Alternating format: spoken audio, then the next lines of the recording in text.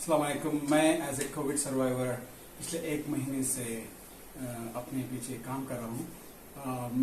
मेरे बेटे को पहले बुखार आया था अप्रैल 15 के आसपास। उसके बाद मुझे भी 18 तारीख को बुखार आया था। तो उसमें क्या हुआ कि इनिशियली बुखार को मैंने सीरियस नहीं लिया था, वो आगे बढ़कर 61% लंग इन्फेक्शन आ गया था। तो ये मेरी कहानी है और कैसे मैं आज एक कोविड सर्वाइवर के हैसियत से कैसे आगे बढ़ रहा हूँ और कैसे अपने आप को संभाल रहा हूँ, ये मैं अपनी स्टोरी शेयर करना चाहता हूँ। तो आइए सुनिए मेरी कहानी, जो थोड़ी अजीब भी है। तो मैं बता रहा था कि मेरे बच्चे को, जो 14 साल का लड़का है, उसको बुखार आया। उसके बाद नॉर्मल मेडिकेशन से वो ठीक हो गया। तो मुझे भी आया था बुखार, मेरे घर में सबको आया था। तो मेरा बुखार मेरे ख्याल से 18 या 19 तारीख को आया था। तो मैं नॉर्मल मेडिकेशन जो डोलो लेते हैं बुखार के लिए, वो मैंने लिया। उसके बाद क्या किया कि वेट किया तो बुखार चली गई। फिर 1-2 दिन बाद फिर बुखार वापस आई। तो तब जाके मेरे वाइफ सब इंसिस्ट कर रहे थे कि बुखार है, चलो ले लेंगे करके। मैंने बोला एक और दिन वेट करते हैं। तो वो वेट करते करते 22 हो गए। तो जब 22 हुआ, मैं डॉक्टर के पास गया। तो ऐसा हुआ कि डॉक्टर के पास मैं फेंट होकर गिर गया। तो डॉक्टर साहब पूछ रहे थे कि आपको कितने दिन से बुखार है। तो मैंने बोला 2-3 दिन से है। तो उन्होंने पहले सजेस्ट किया सीटी स्कैन। जब मैंने किया तो मैं समझ रहा था कि कुछ नहीं होगा, नॉर्मल बुखार है, देख लेंगे। मैं इतना पढ़ा लिखा होने के बावजूद भी मैं आज महसूस कर रहा हूँ कि कैसे मैंने कोविड को इतना आसानी से ले लिया। तो रिपोर्ट आया शाम में, तो देखा कि 61% लंग इन्फेक्शन है और 61% सीवियर है। उसके बाद हमने इलाज चालू किया था घर पे।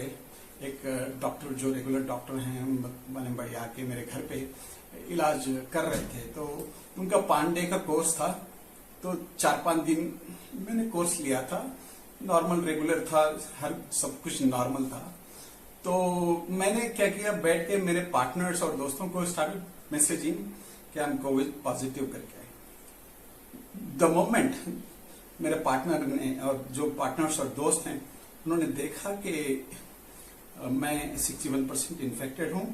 एक्चुअली मैंने एक अच्छा काम किया कि मैंने अपना जो रिपोर्ट है वो शेयर किया। उसमें मेरे एक दोस्त डॉक्टर भी हैं। तो उन्होंने क्या किया, सबने एक डिसाइड किया कि इनको हॉस्पिटल ले जाना है, किसी भी सूरत से हॉस्पिटल जाना है। तो हमने एज ए फैमिली सब प्रेशर डाल के डिसाइड किया कि हमें जाना है। तो हमने डिसाइड किया कि चेन्नई जाएंगे। इसके लिए सबसे पहला प्रॉब्लम आया था एम्बुलेंस का।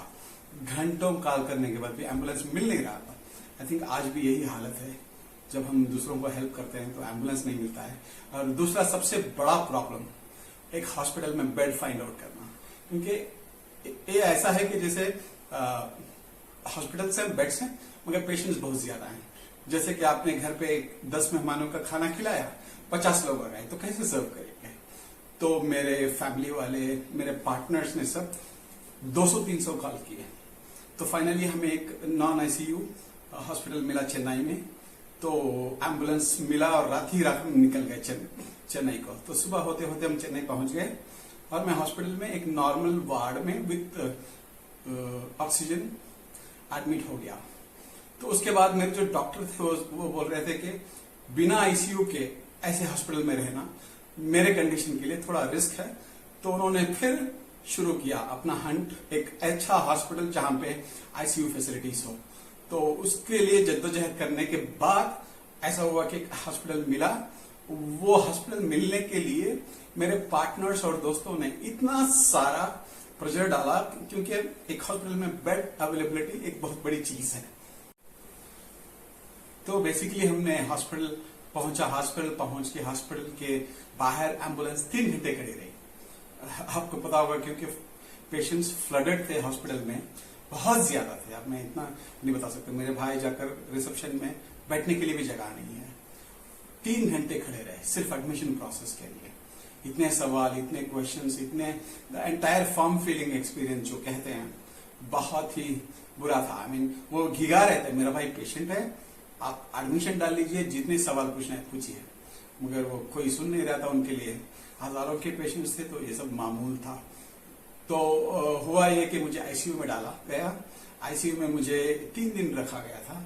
तो आईसीयू में मुझे 15 लीटर्स पर मिनट के हिसाब से शुरू किया था। तो 15 से 10, 10 से 8, 8 से 7, कभी कभार मैं वापस 10 को चला जाता था, which means ICU is very much required. Monitor किया गया था, पूरी टीम आती थी, मुझे अप्रिशिएट करती थी। मैं टोटली एज ए एजुकेटेड गाय मैं उनके साथ कोऑपरेट कर रहा था, वो मुझे अप्रिशिएट कर रहे थे। तो ऐसे करते करते 3 दिन मैंने आईसीयू में गुजारे। तो उसके बाद मुझे डिस्चार्ज के लिए मैं थोड़ा ओके होने लगा, तो मुझे डिस्चार्ज के लिए बोला गया। तो हुआ ये कि मुझे वार्ड में ट्रांसफर किया गया। तो थोड़ा उसमें मुझे ऑब्जर्वेशन में रखा गया, क्योंकि इन्फेक्शन था। तो मुझे इनिशियली उन लोगों का प्लान था डॉक्टर्स का 2-3 दिन रखने का, तो एक्सटेंड करते करते 7 दिन में वार्ड में था टोटली। तो 7 दिन के बाद मुझे डिस्चार्ज का हुआ था। तो ऐसा हुआ कि टोटल बिल जो हॉस्पिटल का है, जो बहुत जरूरी है आप लोगों को जानना, 10 लाख के ऊपर आ गया था। इंश्योरेंस था, कवर हो गया, बच गया मैं। इंश्योरेंस ना होता तो सोचिए आपको क्या हो सकता है। तो घर आ गया। घर आने के बाद पूरी फैमिली मिलकर टेक केयर कर रही है, नॉर्मल होने की कोशिश कर रहा हूं मैं। छोटी छोटी चीजें, मुझे बाथरूम जाना हो, कितना मुश्किल होता है। ये इसलिए हो रहा है क्योंकि मेरा वजन जो था, जब मैं कोविड से पहले था नॉर्मल, बिफोर रमजान मैंने चेक किया था। मैंने सोचा था कि रमजान में 2-3 किलो कम हो जाएंगे, रोजे रखेंगे, खुश हो गया था।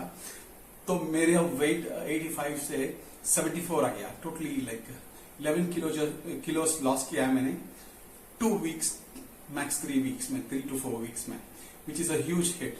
अगर आप देखेंगे मेरे हाथों को सब लाइक कितने पतले पतले हो गए हैं, कैसे कमजोर हो गया हूं मैं। चलने की कोशिश कर रहा हूं मगर इतना आसान नहीं है। और मैं एक स्पोर्ट्स पर्सन हूं, मैं खेलता हूं, दूसरों को बोलता हूं कि खेलते रहिए। मैं पिंग पोंग में प्रोफेशनल प्लेयर हूं, सीनियर प्लेयर हूं। अपने क्लब में काफी कॉम्पिटिशन्स मैंने खेले हैं, 1-2 जीते भी हैं। तो इस सब हालात से गुजरने के बाद मेरी जो तकलीफ है आप समझ सकते हैं, ये सब मेरे साथ गुजरा है।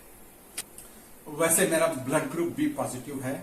इतना सब होने के बावजूद मैं एक बॉर्न फाइटर हूं और मैंने एक पॉजिटिव एटीट्यूड रखा। इसमें बिल्कुल डरा भी नहीं।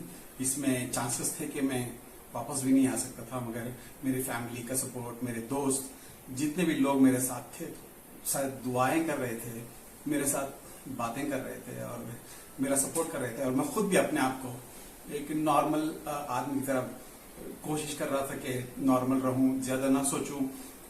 बिल्कुल पॉजिटिवली लिया मैंने और वापस आ रहा हूं और मैं आ गया हूं।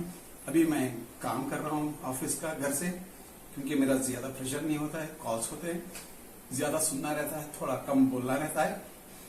तो मैंने काम करना शुरू कर लिया। अभी मैं नॉर्मल ऑलमोस्ट आ रहा हूं। वैसे एज ए लेसन्स लर्न जैसे मैंने इसमें सीखा है, 5 बातें आपको बताना चाहता हूं जो बिल्कुल जरूरी हैं, ध्यान से सुनिए। नंबर 1, अगर आपको या आपके फैमिली मेंबर को, किसी को भी 1 या 2 दिन से ज्यादा बुखार हो, सबसे पहले कोविड डॉक्टर के पास जाइए। कोविड डॉक्टर वो है जो जानता है। दूसरा, मास्क पहनिए। मास्क तो पहनते हैं, मतलब टेक इट मोर सीरियसली। 3, अपने आप को सेल्फ क्वारंटीन कीजिए, अपनी फैमिली को दूर कीजिए, ताकि आप फैमिली को बचा सकते हैं अपने इस इन्फेक्शन से। 4, सैनिटाइज कीजिए, सबको कराइए, जो बाहर के आदमियों को घर ना आने दें, बता दें। 5, अपने आप को बाहर ना जाएं, किसी भी हाल में बाहर जाने की कोशिश ना करें। वैसे चंद सजेशंस मैं आपको देना चाहता हूं बेस्ड ऑन जो भी मैंने सीखा है, एज लेसन्स लर्न बोलते हैं हम लोग। 1, स्टे पॉजिटिव, हमेशा पॉजिटिव रहिए, अपनी फैमिली से कनेक्टेड रहिए। स्पेशली आप जब हॉस्पिटल में होते हैं तो अपनी फैमिली को फोन तो दिया जाता है आपके हाथ में, तो आप फोन पे टाइम स्पेंड कीजिए, देखिए। मैं तो कुरान सुन रहा था, अपनी फैमिली से बातें कर रहा था। 3, सबसे इम्पोर्टेंट, जरूरी, इंश्योरेंस लाइक 5 लाख अपनी फैमिली के लिए एज ए फैमिली प्लान लीजिए। थैंक यू, जज़ाकल्लाह खैर। अस्सलाम।